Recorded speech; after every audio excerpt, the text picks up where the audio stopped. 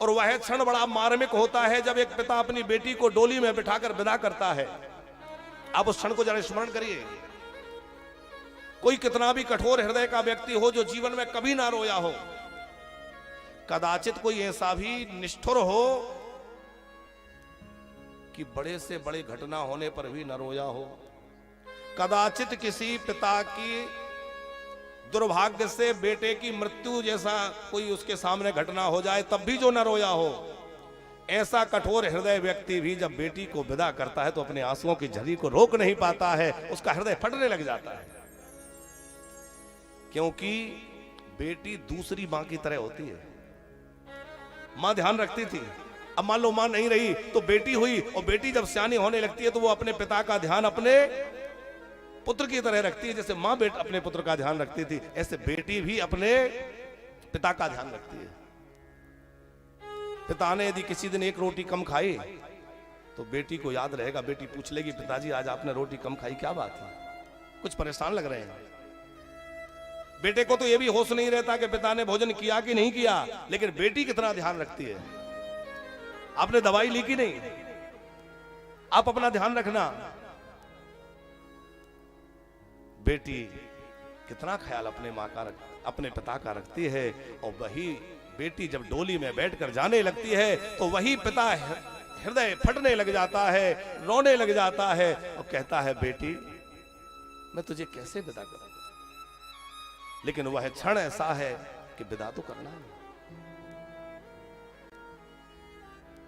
डोली में बिठाते हुए महाराज हिमवान अत्यंत करुणा से भर गए, बार बार अपनी बेटी को हृदय से लगा रहे हैं और बारंबार अपनी बेटी को समझा रहे हैं, बेटी कोई ऐसा काम जीवन में ना हो जिससे तुम्हारे पिता का सर झुक जाए। तुम्हारे पिता का सर कभी झुकना नहीं चाहिए। जैसे जनक जी ने अपनी बेटी जानकी को विदा किया तो कहा था बेटी कोई ऐसा काम ना हो जिससे तेरे पिता को नीचा देखना पड़े। तो जानकी ने कहा पिताजी आप चिंता मत करिए, आपका सर कभी झुकने नहीं दूंगी। और बेटी वास्तव में ही दो दो कुलों का उद्धार करती हैं बेटियां, दो दो कुलों को संवारती हैं बेटियां। और एक बड़ी विचित्र बात आचार्य जी, जब तक बेटी मायके में रहती है तो मायके वाले कहते हैं ये तो पराया धन है। वो मायके में भी पराई बनकर रहती है, मायके वाले क्या कहते हैं, बोले तो पराये घर जानी है, पराया धन है। और जब ससुराल में चली जाती है तो ससुराल के लोग कहते हैं ये तो पराये घर से आई है, उसके लिए ये घर भी पराया था और वो घर भी पराया है। आखिर वो कहती है मेरा अपना घर कौन सा है। भैया उसको हृदय में स्थान दीजिए। जब वो अपने परिवार को छोड़कर आती है कोई बेटी तो कैसे रखना चाहिए। महाराज दशरथ अपनी महारानियों से कह रहे हैं कि बहू को कैसे रखा जाए।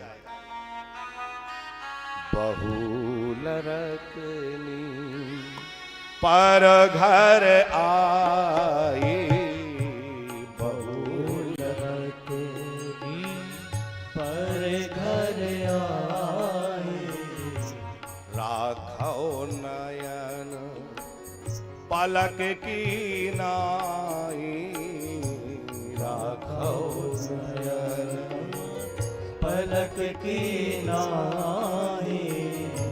बहू लरकनी पर घर आई, राखो नयन पलक की नाई।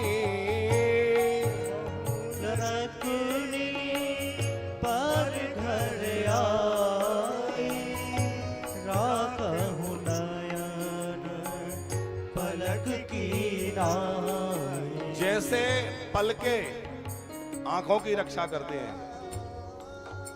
आंख की ओर कोई कचरा धूल कुछ भी कंकड़ आए तो पलक बंद होकर आंख को बचा लेते हैं, छुपा लेते हैं। उसी प्रकार जब बेटी दूसरे घर से आए तो उसको कैसे रखें, उसको बहू मानकर ऐसे नहीं, बल्कि उसको जैसे पलके नेत्र की रक्षा करती हैं ऐसे उसकी रक्षा करें, ऐसे उसकी देखभाल करें। देखो विचार की बात है, आज घरों में जो समस्याएं हैं उस पर आप तनिक विचार करिए। आचार्य जी, एक बहू घर में सफाई कर रही थी, सासू जी बाहर बैठी हैं, पेपर अखबार पढ़ रही हैं, और वो बहू रानी ऊपर से कुछ सफाई कर रही थी। वहां कांच का जार रखा हुआ है, और कांच के जार में कोई 4-5 साल पुराना अचार रखा हुआ था। हाथ लगा, जार गिरा, आवाज हुई। सासू जी से वैसे तो चला नहीं जाता, घुटनों में तकलीफ है, लेकिन दौड़ के आई, क्या गिरा दिया? जब से आई है कुछ ना कुछ तोड़ना फोड़ना गिराना, कोई काम ठीक से नहीं कर सकती। इतना सुनाया, अब बेचारी वो तो वैसे ही परेशान है, क्या करे, सुन के रह गई। दूसरी सास है, वो भी बरामदे में बैठी है और बहू काम कर रही है। काम करते करते हाथ लगा, जार गिरा कांच का, और उसमें जो है 10 किलो गाय का घी, शुद्ध देसी घी गाय का 10 किलो रखा था कांच के जार में। हाथ लग के नीचे गिरा। सास वो भी दौड़ी, लेकिन वो क्या कह रही है, बेटी कोई बात नहीं है, गिर जाने दे, तो दूर हट जा, कहीं कांच तेरे को लग ना जाए, कांच बिखरा है, कुछ तेरे को चुभ ना जाए, कोई बात नहीं है, और आ जाएगा। अरे तुझसे ज्यादा मूल्यवान है क्या? कोई बात नहीं, बिखर गया, पर तू चिंता मत करना, तू मन छोटा मत करना, गिर जाने दे, और आ जाएगा। अब आप विचार करिए, उस बहू के अंदर उस सास के प्रति कितना आदर बढ़ जाएगा, कितना प्रेम बढ़ जाएगा कि देखो कितना मेरा आदर करती है, कितना मुझसे प्रेम करती है।